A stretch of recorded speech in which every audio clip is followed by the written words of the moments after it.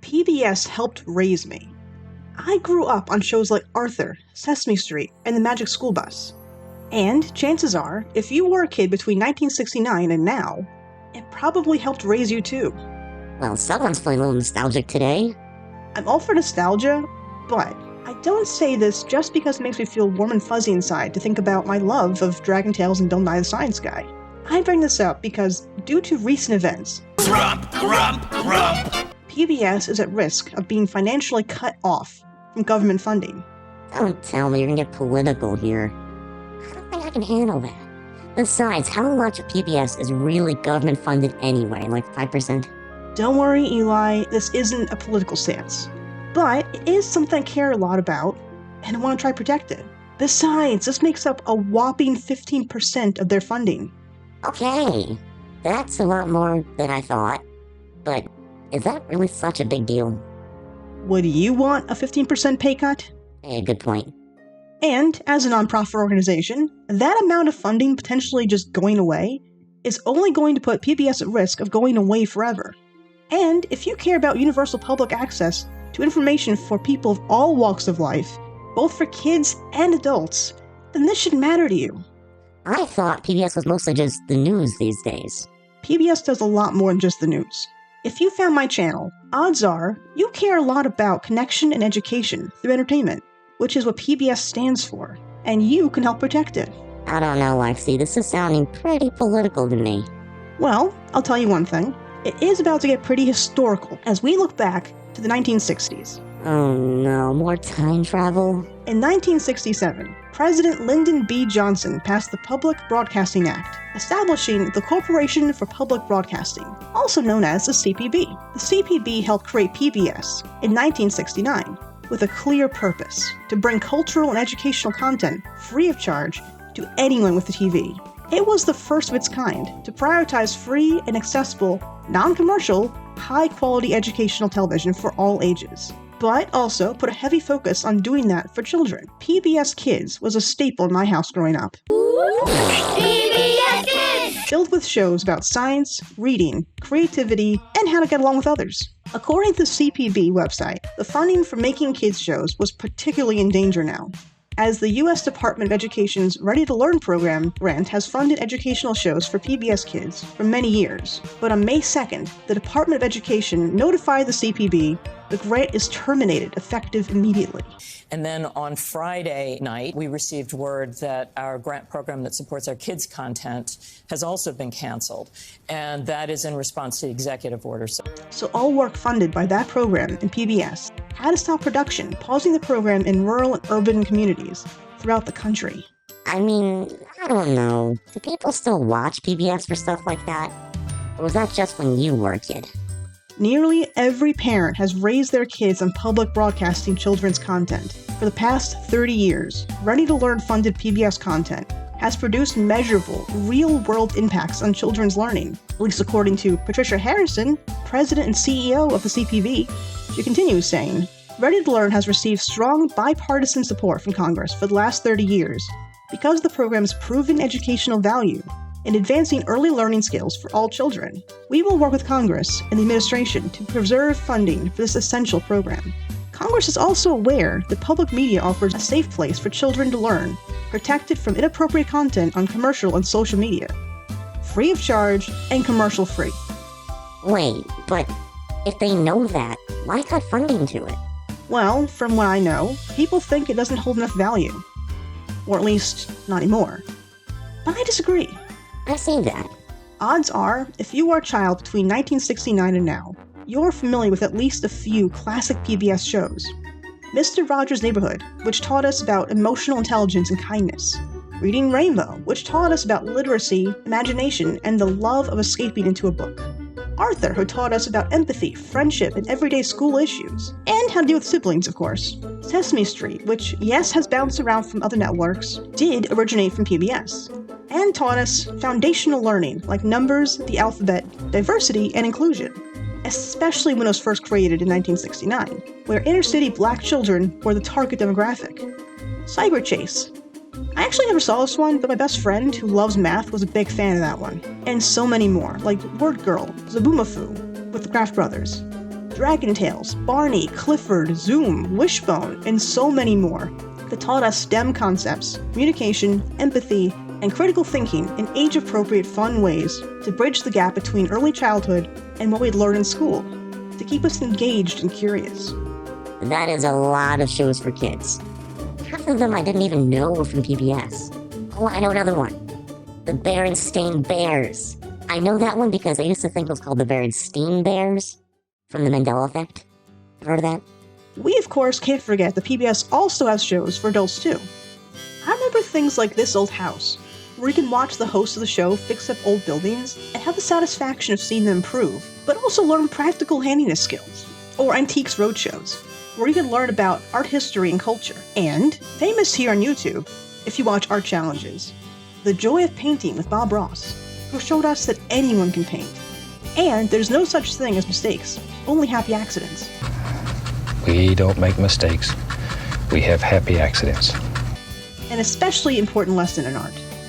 Not to mention the still-running docuseries Nova on PBS that covers history and science. I forgot Bob Ross was from PBS. I never saw itself on YouTube, but I guess it was a pretty big deal back when it was still running, and Nova's still going. That goes way back to the 70s. That's kind of cool. This isn't the first time a president has tried to take away funding from PBS. On May 1st, 1969, Fred Rogers, yes, the Mr. Rogers, your neighbor and mine, showed up to court in Washington before the Senate Subcommittee on Communications to express his disagreement with the proposal by President Richard Nixon to cut federal funding for public broadcasting in half, from $20 million to $10 million. All right, Rogers, you got the floor. Mr. Rogers went on to talk about the emotional impact the TV has on children and how it can be used to give them a guiding influence. And I feel that if we in public television can only make it clear that feelings are mentionable and manageable, we will have done a great service. This testimony softened Chairman Senator John O. Pastor before long. He said it gave him goosebumps, that he thinks it's wonderful. I think it's wonderful. I think it's wonderful. After a short pause, he announced Rogers had won PBS the $20 million. Looks like you just earned the $20 million. So many years later, it's all coming up again. And I hope Fred Rogers' words can sway us all still today. Oh no, see, this is the danger of time travel. You go messing with the past and stuff comes up again in the future. Everyone has got to stop going to the past and instead focus on today things. We don't want to paradox people. One of the main reasons I love media is its ability to teach and influence us. Media is the way to communicate to large groups of people far and near. And media can take many different forms, things you see, things you read, things you hear. Like Mr. Rogers said, entertainment is one of the most effective methods of teaching for all ages, but especially children. It builds habits of curiosity, empathy, and self-expression to get involved with programs like this at an early age. It helps lower the bar for learning. If a kid has a hard time focusing on just straight learning from a parent or teacher, making it entertaining makes it a lot easier. If a kid isn't interested in learning, making it entertaining and attaching it to lovable characters can help them care about it. It's like making something healthy taste a lot better, so we want to come back for more. So for you, TV is just a bribe to attach education to? Are we all just fish you attracted with shiny fishing hook? Yeah, except less painful and more inspirational, I hope. I know for me, growing up, reading was a challenge, but shows like Wishbone really helped. That show about a little dog who related the world to literature, how to navigate problems, showed me that books had a lot to offer us.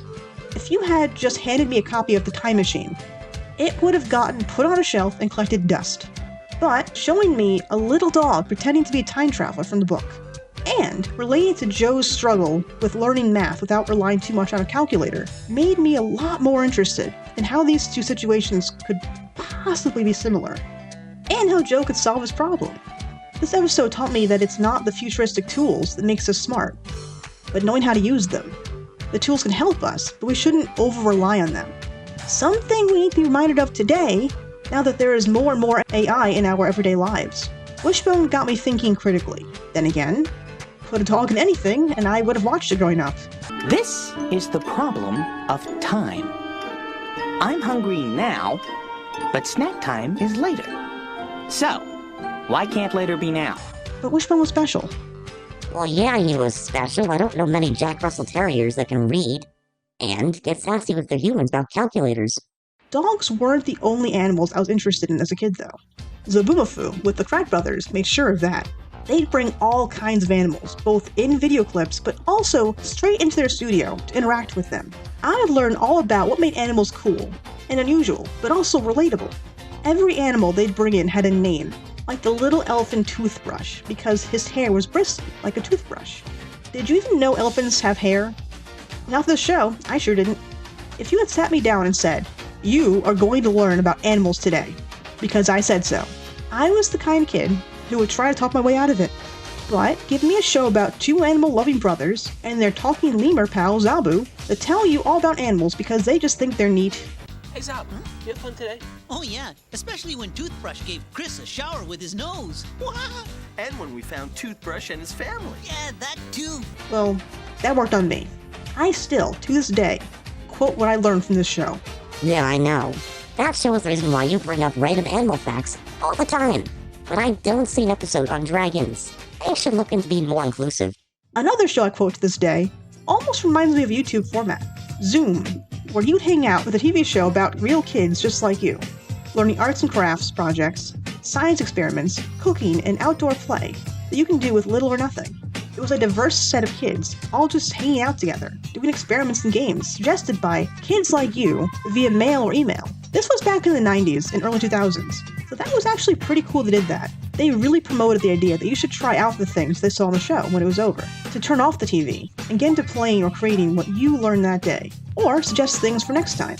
Zoom also featured things like Zoom chats, where they talk to each other about stuff like meeting new people and how they feel about that. Popularity also can be very, it can be racist, it can be very, yeah. There are people who, they have to have the same group, and adults are like that too. Some adults are like that, they're against Jewish people, they're against some African American people. Yeah, and that's just not right, because everybody is equal. Yes. Relating to each other. Personally, I always liked the games and the science experiments the most. They once did an experiment to compare different fruits and vegetables to see which one would work better as a homemade battery to power a clock.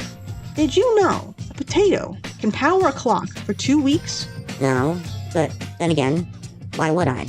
I bet you an apple would be much better. PBS wasn't producing shows like Sesame Street, The Magic School Bus, and Bill Nye the Science Guy to make a profit.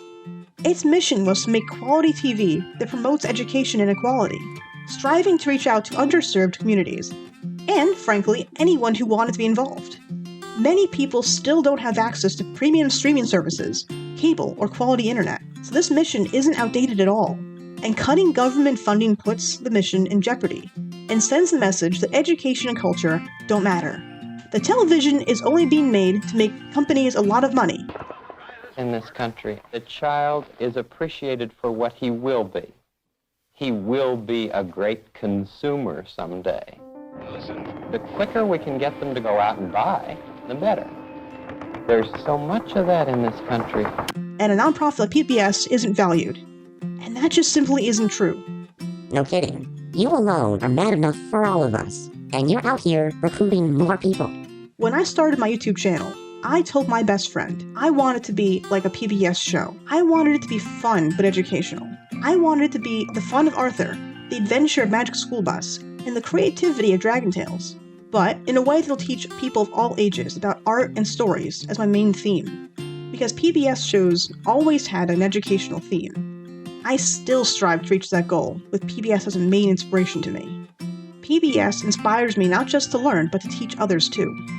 Wow, the wheels on the bus sure do go round and round. Came full circle, making you go from mega fan to wanting to do the same thing they do. I want PBS to be around to help the next generation of kids and beyond.